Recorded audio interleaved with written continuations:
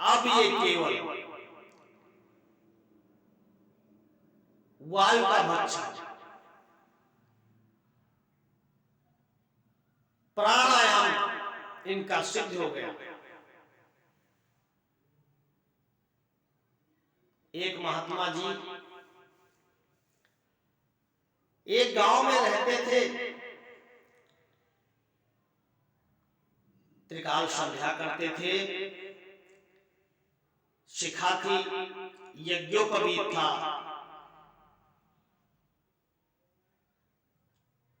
समस्त प्रकार की शास्त्रोक्त वेदोक्त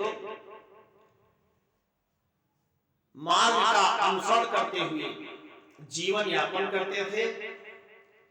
गांव में सभी लोग कहते थे ये पंडित जी बहुत महान है, सबसे अलग है। कोई भी अवस्था हो, कोई भी मौसम हो, ये स्नान करके संध्या पूजन करते हैं और सुपाकी अर्थात अपने हाथ का बनाया हुआ सादा भोजन करते हैं। न किसी प्रकार का उसमें कोई खट्टा मीठा कड़वा कसैला कोई रस है। जो सादा शुद्ध जब बन गया वही प्राप्त कर लिया। बहुत इनकी ख्याति फैल गई। एक समय ऐसा आया जब इन्होंने संध्या का त्याग कर दिया, शिखा बंधन भी त्याग कर दिया, यज्ञोपवीत का भी त्याग कर दिया। जो भी व्यक्ति इनको जिस जैसे जहां जिस अवस्था में भोजन दे देता, इच्छा होती ले लेते और उसको पा लेते। कभी कभी किसी के दरवाजे पे जाकर के मांग लेते। ये नहीं विचार करते कि ये किसका दरवाजा है, यहाँ का अन्न हमको खाना है कि नहीं खाना। जो मिल जाए, जिसके दरवाजे पर पहुंच जाए, जैसा भी वो दे दे, उच्चिष्ट या जो भी। गांव वालों ने देखा, कहा देखो पागल हो गए पंडित जी। बहुत अच्छे महात्मा थे पंडित जी, लेकिन ये पता नहीं कहां से साधन बिगड़ गया, पागल हो गए। अच्छे अच्छे घरों से जहां शुद्ध पाक भोजन जाता था, वो भी नहीं करते थे। आज तो जिसके यहाँ देखो उसके यहाँ मांग लेते हैं।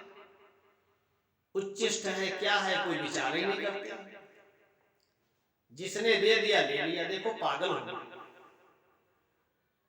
न शिखा में ग्रंथि लगी है, न यज्ञोपवीत है, न संध्या कर रहे हैं। कैसे पंडित जी ब्राह्मण हैं, कैसे संत हैं। लोगों ने जाकर के कहा, हे महाराज ये क्या हो गया, आपने ये सब क्या कर लिया। आप तो बहुत पवित्र पाक साफ भोजन करने वाले थे, संध्योपासी थे। ब्राह्मण को तो बिना संध्या के जल नहीं ग्रहण करना चाहिए। आप तो पहले सब कुछ नियम का पालन करते थे, अब क्या होगा। अगर ब्राह्मण को सूतक लगा, जन्ना सूतक या मरना सूतक, उस अवस्था में भी मानसिक संध्या करनी चाहिए, संध्या का त्याग नहीं करना चाहिए। तो आपने ऐसा क्यों किया, आप संध्या पूजन क्यों नहीं करते हो, ऐसे अपवित्र क्यों घूमते टहलते हो। पंडित जी ने कहा कि हमारे यहाँ सूतक चल रहा। तो कहा सूतक दशाहे ब्राह्मणासुर थी, ब्राह्मण 10 दिन में शुद्ध हो जाता है, और ये सूतक आपका सालों वर्षों चल रहा है। कितने दिन सूतक चलता आपका।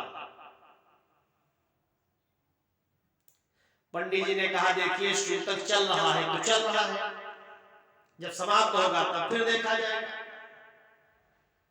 तब साधन फिर करेंगे। तो सबने कहा भाई किस हिसाब से सूतक चल रहा है, कौन सा सूतक लग गया।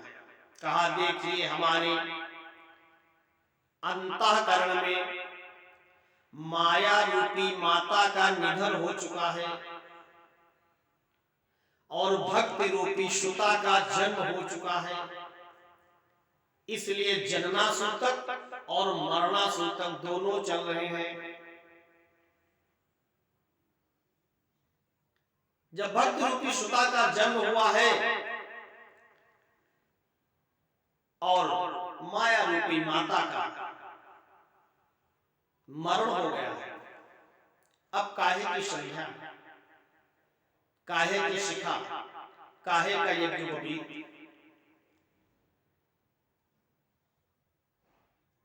सभी लोगों ने महाराज जी के चरणों में सिर रख के प्रणाम किया। कहा मुझे समझ में नहीं आ रहा आपका कहने का अभिप्राय क्या है। तब उन्होंने उपदेश किया कि इस मनुष्य शरीर का जन्म लेने का यही अभिप्राय है कि भगवत की प्राप्ति हो जाए। उसके लिए हमारे वेदों में, शास्त्रों में अनेकानेक मार्ग बताए गए हैं। आज हम उन्हीं मार्गों के आश्रय से, उन्हीं साधनों के आश्रय से चलते चलते आत्म साक्षात्कार कर लिया है, भगवत प्राप्ति कर लिया है। अब इनकी सबकी क्या आवश्यकता है। समस्त संसार में, सभी वस्तुओं में, जल चेतन में उस परमात्मा का हमको दर्शन हो रहा है। इसलिए आप लोग भी अपना कल्याण चाहते हो तो मृत्यु आने से पूर्व ही साधन करते करते भगवत प्राप्ति कर लो, नहीं तो दुर्गति हो जाएगी। आज महाराज मनु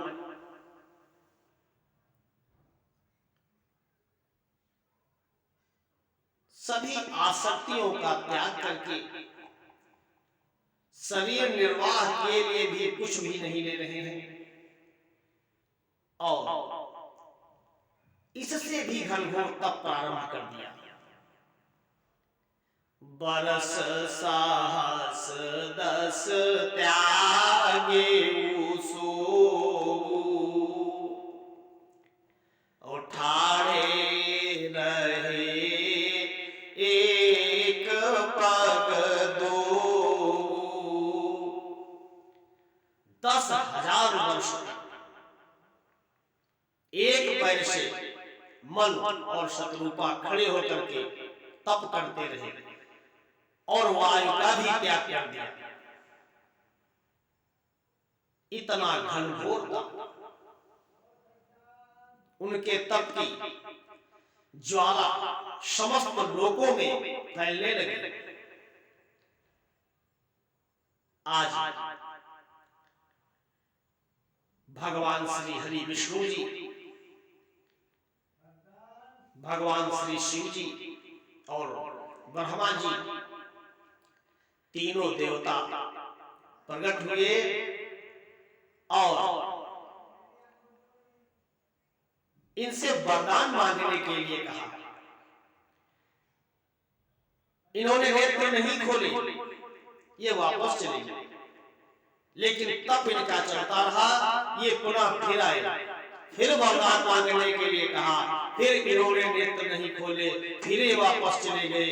यह क्रम इनका बराबर चलता रहा। इतना घनघोर तप बढ़ता जा रहा है, ये बार बार आ रहे हैं।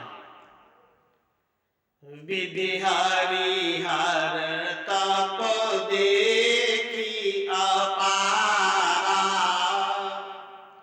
ओ मनु समीप आए बहु बारा। बहुत बार आए और वरदान मांगने के लिए कह रहे हैं कि मांगहु बर बहु भांति लोभाए, परम धीर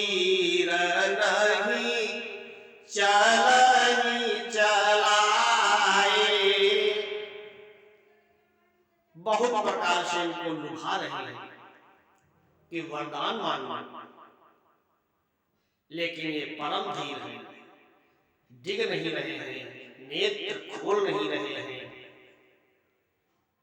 इनके अंदर एक